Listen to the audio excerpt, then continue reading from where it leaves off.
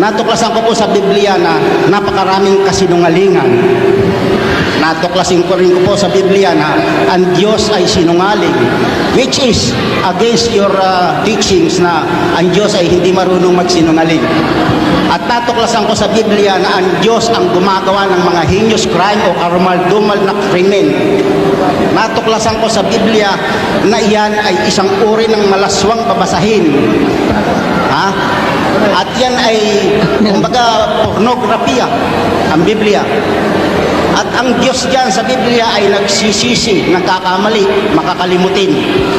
Ngayon, ang katanungan ko po ay, bakit sa kabila ng ganyan ang sinasabi, paliwanag ng Biblia sa Diyos, ay nagsusumiksik pa rin kayo dyan sa ganyang mga paniniwala, samantalang napakalupit na Diyos, isang uring gumagawa ng karumal-dumal, siyang pasimuno ng kaguluhan at ng hindi pagkakaunawaan, at siyang nag-uudyok sa mga tao para magyera, para mag-away, para magdigmaan. Ayun po ang katanungan ko. Kaso pag nagsasalita ako ng masakit, nagagalit kayo sa akin. Alam nyo, kasalamat kayo sa Diyos. Nestorianong bumabati ko sa mga tarantadong pastor. Kung hindi, lahat ng tao sa Pilipinas maliligaw. Sa relihiyon, ang pinag-uusapan na kaluluwa. At pag yan ay napahamak mo, wala ka ng paraan para magpawi pag nakuha yan ng demonyo.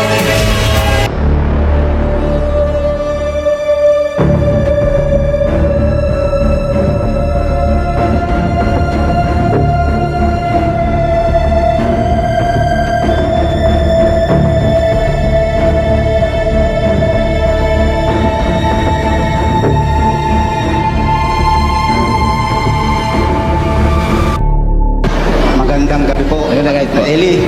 At hindi nyo nalalaman ay lubos akong lihim na humahanga at sa kahusayan ninyong mag-memorize ng Biblia noon pa. Hindi po tayo dapat humanga sa tao, kapatid. Alam nyo, walang bagay na hindi manggagaling sa Diyos pagkakabutihan. Lahat ho lang nasa atin, kaloob ng Diyos yun. Hindi dapat ang hangaan ng tao. Sa Diyos po natin ibigay ang kapurihan doon. Okay. At sa pagkakataon po sanang ito ay tinatawagan ko ang lahat ng mga pastor, pare, ministro, obispo, arsobispo, kardinal, papa, tungkol sa aking mga nasaliksik sa Biblia, pati na nga yung mga naririnig ko sa inyo. Opo. Ganito po ang natuklasan ko sa Biblia sa aking pagsasaliksik. Pakisulat lang kung may magsusulat. Natuklasan ko po sa Biblia na napakaraming kasinungalingan. Natuklasin ko rin po sa Biblia na ang Diyos ay sinungaling, which is against your teachings na ang Diyos ay hindi marunong magsinungaling. At natuklasan ko sa Biblia na ang Diyos ang gumagawa ng mga heinous crime o karumal-dumal na krimen. Natuklasan ko sa Biblia na iyan ay isang uri ng malaswang babasahin. At yan ay, kumbaga, pornografiya, ang Biblia. At ang Diyos dyan sa Biblia ay nagsisisi, nagkakamali, makakalimutin. Ngayon, ang katanungan ko po ay, bakit sa kabila ng ganyan ang sinasabi, paliwanag ng Biblia sa Diyos, ay nagsusumiksik pa rin kayo dyan sa ganyang mga paniniwala, samantalang napakalupit na Diyos, isang uring gumagawa ng karumal-dumal, siyang pasimuno ng kaguluhan at ng hindi pagkakaunawaan, at siyang nag-uudyok sa mga tao para magyera, para mag-away, para magdigmaan. Ayun po ang katanungan ko. Alam nyo, kapatid, ganito. Tinuturing na banal yung ganyang uri ng kasulatan. Alam nyo po, ganito, kapatid. Sa Biblia po, maraming salitang nakasulat. May salita ng demonyo, may salita ng anghel, may salita ng taong sumasampalataya, may salita ng taong hindi sumasampalataya, meron salita ng taong nagdududa, meron din po sa Biblia salita ng halaman, salita ng hayop, salita ng mga punong kahoy, nakasulat sa Biblia. Baka ang napagbabasa nyo po hindi yung salitang galing talaga sa Diyos. Kaya napagkamalian nyo ang Diyos na malupit, nagsasalita ng karumal-dumal, mahalay, etc. Kasi po, kahit anong pagsusuri ang gawin ko sa Biblia, napansin ko at natuklasan ko na ang Diyos sa Biblia, mabait na Diyos, mapagpatawad, hindi malupit. Ang Diyos ng Biblia, mabuti ang kalooban niya, gaya ng sabihin niya ang bagay na ito. Sa Efeso 6, ganito po ang sinasabi niya. Ano ang sasabihin nating masama para sa salitang ito ng Diyos?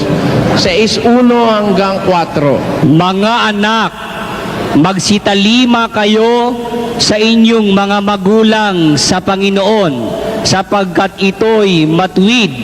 Igalang mo ang iyong ama at ina, na siyang unang utos na may pangako. Yan ho ang unang-unang salita sa Biblia na nakapagpabuti sa akin eh. Sabi ng Diyos, mga anak, magsitalima kayo sa inyong mga magulang sa Panginoon. Igalang mo ang iyong ama at ang iyong ina na siyang unang utos na may pangako. Nung mabasa ko po yan nawala yung pagdabog-dabog ko sa tatay ko at sa nanay ko eh. Nung mabasa ko yan talata na yan. Kaya itong talatang ito, salita ng Diyos ito, nakapagdulot po sa akin ito ng kabutihan. Paano sasabihin ang nagsabi nito'y masama? Hindi pwede yung masama makapagpabuti. Hindi po pwede yung masama'y makapagpabuti. Kaya ako naniniwala, ang nagbigay ng salitang ito, ang Diyos na mabait. Kaya pati magulang ipinagagalang. Tapos siya rin ang may sabi, huwag kang papatay. Siya rin ang may sabi, huwag kang mangangalunya. Siya rin ang may sabi, huwag mong iimbutin ang bagay ng iyong kapwa. Masama ba yun? O, hindi ba? Puro kabutihan o yan yung sinasabi ng Diyos na yun. Noon po bang sunugin ng Diyos ang Sodom and Gomorrah? Natiyak naman lahat, bata, matanda, may ngipin at wala, sinunog niya. Noon po bang pabahain ang buong daigdig? Lahat yan, pati mga hayop, pati mga halaman, pinatay niya, pinuksa niya.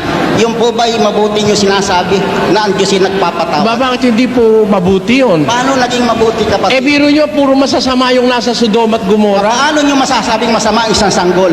Hindi ganon. Ganito po yon. Kagaya nung bumaha. Kayo kasi pinagbibintangan nyo ang Diyos ng hindi tama eh.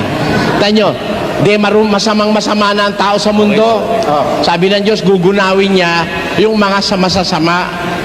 Ngayon, sabi nyo, ba't pati bata? Aba, kayo naman pala malupit lalabas eh. Kung ang ginunaw niya lang yung masasama, hindi niya dinama yung mga bata, di ba lalong kalupitan ang gagawin mo sa bata? Sino magpapasusurun sa mga yun? Katakot-takot ng dami yung mga bata na yun. Di ba lalo kayong malupit niyan? Wala namang wala namang condensed milk nun at saka powdered milk. Sino magpapasusi, wawalo yung kasakay sa daong? Libo-libong bata, di iyakan ng iyakan yun. Ikaw awa naman, mas mabuti pa silang mamatay. Hindi dahil sa kaya sila'y pinatay ng Diyos para mapahamak sila, kundi pinatay na rin sila ng Diyos dahil walang mag-aalaga sa kanila. At hindi masama sa Diyos yun, sapagkat ang Diyos ang may-ari ng buhay, siya rin ang maaaring kumuha nito at walang makapagpaparatang ng masama sa Kanya. Hindi natin siya pwede paratangan ng masama. Pagka ang anak nyo ba namatay, ibig nyo sabihin, sisisihin nyo ang Diyos? Kung sinisisi natin ang Diyos, halimbawa, namatay anak mo, sinisisi mo ang Diyos, kaya mo ba naman buhayin?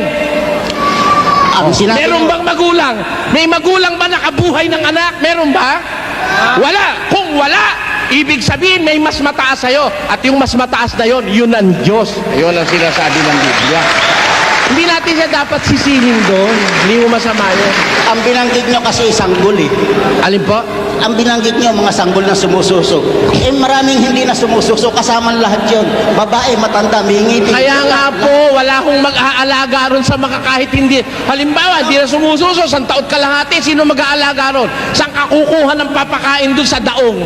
Pinatay mo lalo ng gutom yun, lalong mahirap. Mabuti na yung malunod siya, sandali lang, 3 minuto lang, patay na. Kaysa doon sa habang panahon siyang iyak ng iyak sa daong, wala namang gatas. Lalong kalupitan yung gagawin nyo kung kayo ang Diyos. Kung kayo ba may anak na masama, susunugin nyo. Alin po? Kahit na anong pagkasama-sama ng inyong anak bilang magulang, susunugin nyo. Karapatan ho ng Diyos yun. Hindi, kayo may anak. Hindi Diyos ang ating pinag-uusapan. Hindi naman anak Eh, hindi naman ho ako sumunog eh. Ba't nyo ilalagay sa akin? Wrong application yun, kapatid. Ang sumunog ang Diyos, hindi naman ako eh. Karapatan ko ng Diyos yun eh. So, Kasi, kati nyo ha, merong instances na hindi mo pwedeng i-divert. It was God who let fire rain upon Sodom and Gomorrah. It was not me. Kung ako tatanungin nyo, kung may anak ka, kahit gaano kasama, susunugin mo. Yung Natural, ang sagot ko bilang tao, hindi ko susunugin anak ko yun eh, no? Hindi ko susunugin yun. Pero in that case, hindi ako sumunog ang Diyos, kaya pwede yun.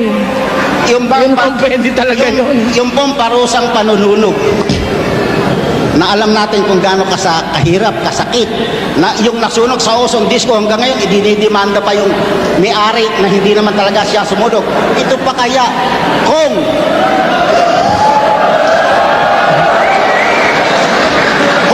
ang sinabi sa Biblia ay merong isang kapangyarihan na sinunog ang dalawang siyudad, ano kayang iisipin Diyos? Kung hindi sinabing Diyos, ha? Kung may sinabi sa Biblia na merong isang kapangyarihan na sinunog ang dalawang siyudad, pinatay lahat, pinuksan lahat ng tao, ano ngayon ang iisipin nyo? Ay, sa demonyo yun. Hindi ho. Naman ang demonyo yun. Hindi ho yung iisipin ko. Yung sinunog ang mga demonyo eh. Yeah. Kung ang demonyo ang mga sinunog, hindi yung demonyo sumunog. Hindi ho ba? Nasusunog Pwede ba naman yung pareho tayong demonyo, magkaibigan tayo, susunugin kita? Tenyo nga kayo, ayaw nyo silang sunugin. O, di ba? Dapat mag-iisip tayo. Ang sinunog ho sa Sodom at Gomorrah, mga taon sa demonyo, ayaw kumilala sa Diyos. Yun ang sinunog. Kaya ako ganito po, attitude ko. Pag ang gawa ay gawa ng Diyos, I have no question to ask. Ganito. Lumitaw ka, pipi. Yung isa bingi, yung isa bulag. Sino gumawa? Ang Diyos. No question asked. Tinatanggap ko kung ako'y pipi, kung ako'y bulag, kung ang ilong ko'y malaki. Ano pa alam nyo, may mga malilong na magagandang ilong eh. Hindi ba, no? Hindi yung ilong mo.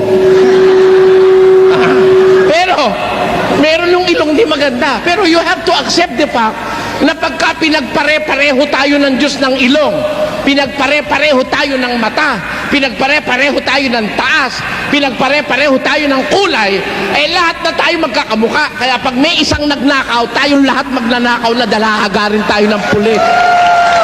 Di ba? Kaya pagka ang Diyos na ang gumawa, hindi na ako tumututol eh. Alam niya kasi lahat eh, di ba? Okay, sa Makati, tinatanggap nyo na ganun talaga kalupit ang Diyos. Hindi mo malupit ang Diyos. Hindi siya malupit. Hindi nyo ako makukumbinsi dyan.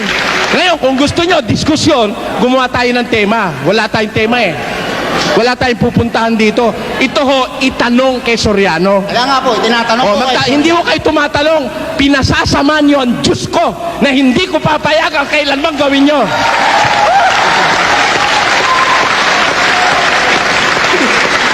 Magtema kayo.